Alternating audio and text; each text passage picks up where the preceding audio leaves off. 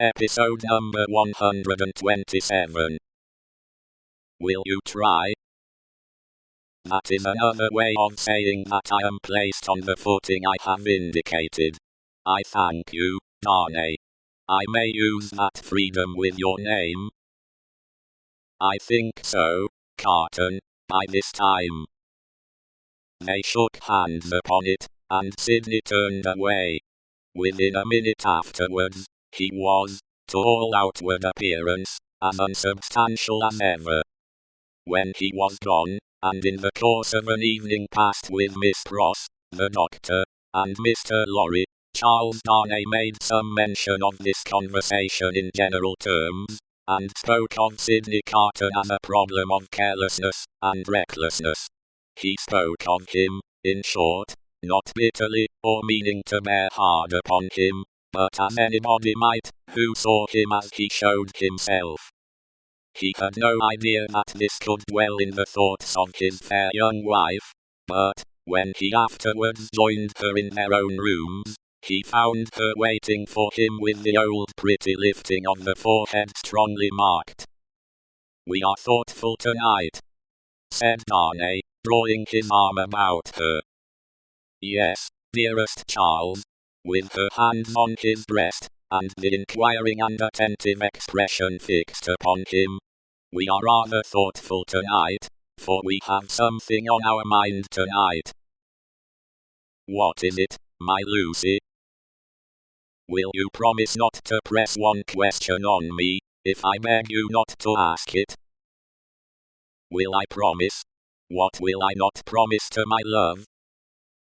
"What, indeed?" With his hand putting aside the golden hair from the cheek, and his other hand against the heart that beat for him.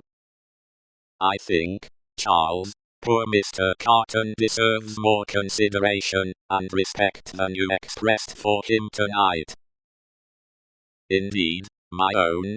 Why so?" "That is what you are not to ask me. But I think, I know, he does." "If you know it, it is enough. What would you have me do, my life?"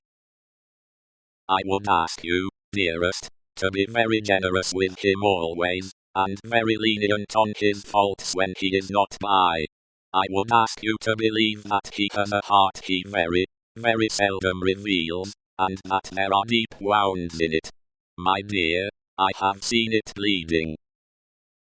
"It is a painful reflection to me," said Charles Darnay, quite astounded, "that I should have done him any wrong. I never thought this of him. My husband, it is so. I fear he is not to be reclaimed. There is scarcely a hope that anything in his character or fortunes is reparable now. But, I am sure that he is capable of good things, gentle things, even magnanimous things." She looked so beautiful in the purity of her faith in this lost man, that her husband could have looked at her as she was for hours. "And, oh my dearest love," she urged, clinging nearer to him, laying her head upon his breast, and raising her eyes to his, "remember how strong we are in our happiness, and how weak he is in his misery." The supplication touched him home. "I will always remember it, dear heart. I will remember it as long as I live." He bent over the golden head, and put the rosy lips to his, and folded her in his arms.